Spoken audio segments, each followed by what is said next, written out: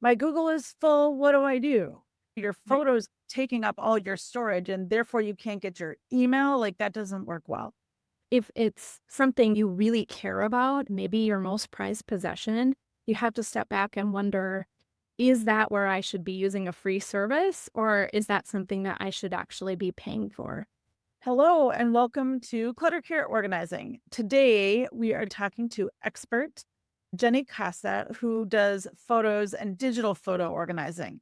I have a lot of photos for myself, but photo organizing is not my area of expertise. This video is all about free versus paid storage and why free storage might be costing you money anyway. If you're not sure if this is a problem for you, check out my Safe or Spaghetti self-audit form below. Hello, I'm Amy Novick, a Google certified trainer and professional organizer. I empower business owners with Google solutions. My goal is to help you move from confusion to being an organized business owner who uses Google with confidence.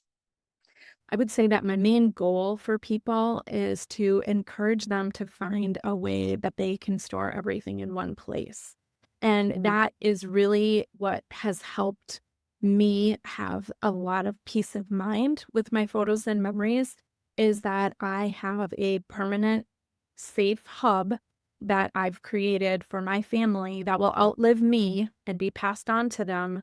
And so there's a lot of satisfaction in knowing that any minutes that I spend here and there, I'm not taking days out of my life to organize this. It's truly moments here and there, but I know exactly where it needs to go so that when I need it, I can actually find it. So no matter what it is, whether it's a PDF, if it's a recipe, if it's a photo of something that was hanging on the wall, if it's an audio clip, or any of those things you can digitize, videos, it's really important to have one place that you can find it all. Like when you go to your medicine cabinet, all of your medicine should be in that cabinet, right? So when you go to look for ibuprofen when you have a headache, you're not looking in the laundry room, you're going to wherever your medicine cabinet is. And so that's where I go, is if I'm going to look for a photo, I go directly to the account where I have everything stored in. I think that where your photos are stored is the hardest question for people to answer, because most people don't have one place that they can say that they are. They say, my physical photos are in, well, most of them I think are in the closet, but some of them might be, they are strewn around the house all over the place.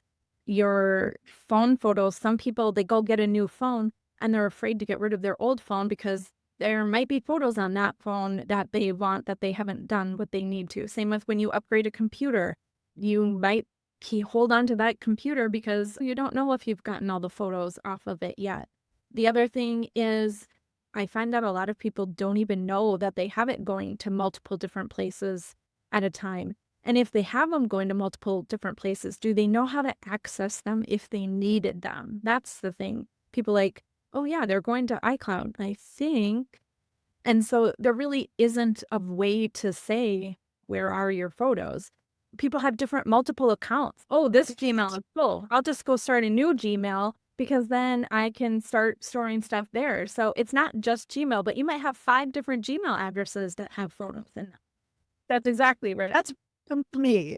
I have a work account and I have 2 personal accounts. And then I had this work account that was a Gmail account before I got the real workspace account. And right, I have stuff everywhere. And that is a storage problem. And I have done a video that is like, please don't get another Gmail account. Please don't. Exactly what you're saying. Yeah. I'll just get another great account because it's free storage. Okay, but it's only 15 gig. Like it's not that big. The other thing that creates chaos is if you're always jumping to a new platform. So I used iCloud, it's full. They're telling me I need to up my storage. So then I went to Google. I filled up my Google. Now that's full. So, okay, I'm going to go try Dropbox. Well, now Amazon is sending me these advertisements. I have Prime, right? I can put my photos there for free. So I'm going to go and do that. Well, do you even know your logins for these things? Do you know where to find them? You know what I mean? Sometimes they'll start down their list of the different accounts that they might have where they're storing photos. And then they might wake up in the middle of the night and like, oh, wait, yep, I have photos over here too. For a long time, I tried to delete stuff off of my phone as I didn't want that picture. And what happens if you're trying to do it on your phone? Sometimes then you go down a rabbit hole of pouring through old memories, or I thought I already deleted this. So then you have to pull something up, and then you're doing this cross-checking thing. And then that just eats up a whole bunch of time, and it doesn't even make sense. My phone is literally just a holding cell for my pictures. They automatically go into my forever account, and then that's where I clean up. And that way I'm not doing it twice. For Yeah. me, simplicity and making that a doable, manageable project, it's hard enough to get people to do it one time, let alone trying to figure out how to manage it in multiple different ways. One of the things that we talk to people about is we've gotten to this place in life where there's free or you pay for things, and you have to decide which are the things that you're willing to pay for and which are the things that, like, it's not that big of an inconvenience for it to be free. But if it's something that you really care about and you're trusting a free service that is maybe your most prized possession, you have to step back and wonder, is that where I should be using a free service, or is that something that I should actually be paying for?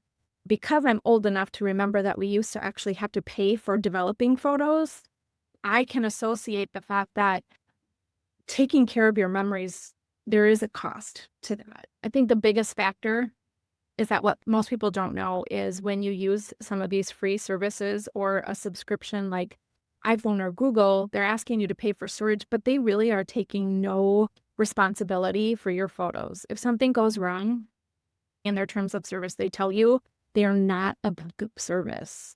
That is not the guarantee that they offer. You mentioned Facebook. They use compression so that they can store more people's free photos. So when you download that, depending what you decide to do with those photos, it might not look very good because Facebook compresses that file. And so if you took a great 4x6 and you download something that's been sitting on Facebook for 5 years, it might not print well as a 4x6 photo today.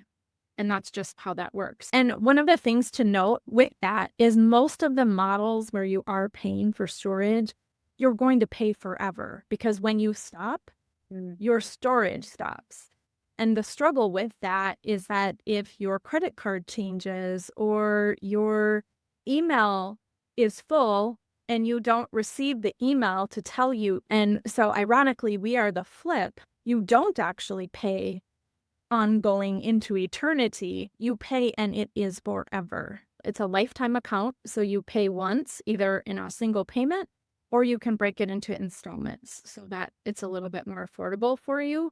Our owners are the retainers of the ownership of their photos. We simply are providing you a space in the cloud that you own. It is your digital home, and you can add to it and then pass it on in your family. Forever is a platform where privacy and permanence are two main factors in really giving you that hub. I can pass it on to my family, and that was very important to me. We do have a lifetime guarantee because if I'm going to spend the time, I don't want that to be gone when I die and then they have to figure it out again. Like, anything I can do to help them out stays with them. They become account managers of my account. It does give them that home where they can go back to, they know their family can use it. I like that it's permanent. I like that I can pass it on. I like that they're not compressed, right? I really concentrate on my cloud storage because anything outside of that is really hard to maintain because you have to think about it. You have to physically follow up and do that. And if you don't have a system in place to do that, your backup is only as good as your follow through in making it happen. The other thing is that technology moves so quickly. Forever does guarantee that we will bring your images forward to new technology. So we're your tech backup as well, which is a saving grace for so many people. But when you think about backing up to a computer or a hard drive or a flash drive, they don't have a lifetime shelf life. Like, they're not meant to last forever. You drop a hard drive, you drop a flash drive, you eject it improperly, and anything there can just vanish. And people think a hard drive is much cheaper than buying cloud storage. Well, consider the cost if you need to buy multiple hard drives over time. moving that stuff forward, like that's time. And it just gets to be a bigger and bigger problem. And making sure that you have the right cords. There's so many different aspects to manage to keep it all straight. I have found that using Forever really gives me the one place that I know I can manage it. I don't organize any of my photos on my phone. I only will manage it in my account because that's where my time matters and makes a difference because it's going to move on. I would say, I guess my greatest advice is for people that are choosing whatever system they're choosing, they need to know it and understand it and have confidence in it. And if you don't understand, then I encourage you to reach out. YouTube has tons of videos to help you learn those things. The pieces of takeaway that I've got so far are pick one place, just one, and know that it's something you understand and can maintain.